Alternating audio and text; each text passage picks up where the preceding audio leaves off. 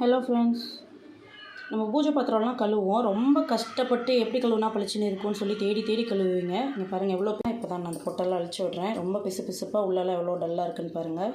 So இதை ரொம்ப மெனக்கெட்டு நீங்கள் நிறைய பொருள்லாம் வாங்கி செலவு பண்ணியெல்லாம் கழுவ வேண்டிய அவசியமே இல்லை. அப்போ ஃபஸ்ட்டு இது வந்து ஆயில் நிறையா இருக்கிறதுனால ஃபஸ்ட்டு கொஞ்சோண்டு சபீனா அது வெறும் கையில் தான் எடுத்துகிட்டு அப்ளை பண்ணிக்கிறேன். ஆயில் பிசுக்க மட்டும் ஃபஸ்ட்டு எடுத்துக்கலாம். ஃபஸ்ட்டு அப்ளை பண்ணிவிட்டு ஒரு தடவை தண்ணியில் ஃபஸ்ட்டு கழுவிடுங்க. இதை ஃபஸ்ட்டு நான் ஒரு தடவை சும்மா கழுவிக்கிறேன்.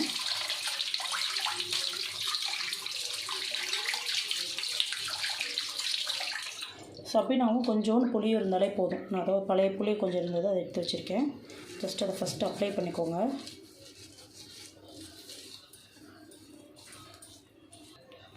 அப்ளை பண்ணிவிட்ட புளியை நல்லா பாருங்கள். இப்போவே ஆல்ரெடி ஆயில் பிஸ்க்கு ஓரளவு போயிட்டுருக்குது. நல்லா பளிச்சுன்னு வர ஆரம்பிச்சிருச்சு. இப்போது திரும்ப அதே ப்ராசஸ் தான். சபீனா கையிலே எடுத்துக்கோங்க. நல்லா கையிலேயே இப்படி தேய்ச்சி விடுங்க. உங்களுக்கு கை ஒன்றும் ரொம்ப டேமேஜெலாம் ஆகாது. நீங்கள் ஷார்ப்பாக இருக்கிற இடம் மட்டும் கொஞ்சம் கேர்ஃபுல்லாக தேய்ங்க. இந்த புளியும் சபீனாவும் நல்லா அப்ளை ஆகிற மாதிரி தேய்ச்சி விட்டுக்கோங்க.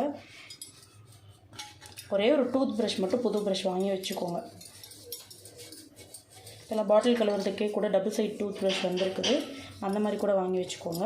இது பாருங்கள், இந்த புளியும் சபீனாவும் போட்டோன்னா எந்த அளவுக்கு எப்படி வருது பாருங்கள். இதுக்கு நான் அந்த லிக்விட் போடலாமா இந்த லிக்விட் போடலாமான்னு நீங்கள் எதுவுமே எடுக்க தேவையில்லை.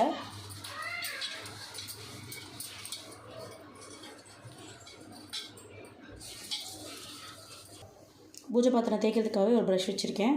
ஸோ அதை வச்சுட்டு இங்கெல்லாம் ரொம்ப கேப்பாக இருக்குது. ஸோ நம்ம கையை வச்சு அங்கே தேய்க்க முடியாது. அதனால் ப்ரஷ் வச்சு ஒரு தடவை தேய்ச்சி விட்டுக்க போகிறேன்.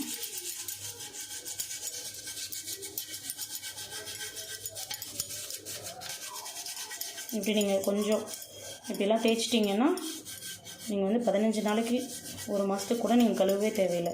அடிக்கடி பூஜை பாத்திரம் கழுவுறதும் தப்புன்னு சொல்கிறாங்க. மோஸ்ட்லி நல்லா பளிச்சுன்னு இருக்குன்னா அதை ஓயாமல் விலைக்கு சுத்தப்படுத்தாதீங்க.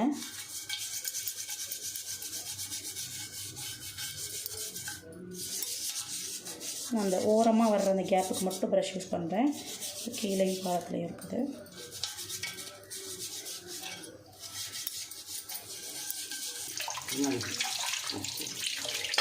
நான் கழுவுறேன்.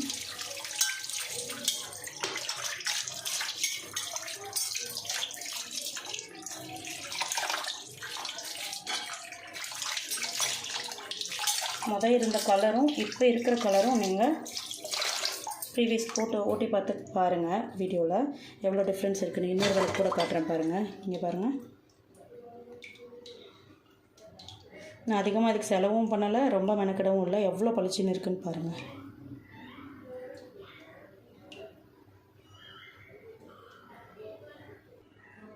இது ரொம்ப ஈஸியான ட்ரிக்கு தான். நீங்கள் ரொம்ப அழுத்தியெல்லாம் தேய்க்க வேண்டிய அவசியமே இல்லை. மைல்டாக ஜென்டிலாக தேய்ச்சி விடுங்க. அப்போவே உங்களுக்கு இந்த அளவுக்கு பளிச்சுன்னு இருக்கும். உங்களுக்கு இந்த டிப் ரொம்ப பிடிச்சிருந்ததுன்னா கண்டிப்பாக ஃபாலோ பண்ணிவிட்டு எப்படி இருந்துச்சுன்னு கமெண்ட் பண்ணுங்கள். இது போன்ற டிப்ஸ் வேணும்னா ஹரிதேவ் லைஃப் ஸ்டைலை ஃபாலோ பண்ணுங்கள்.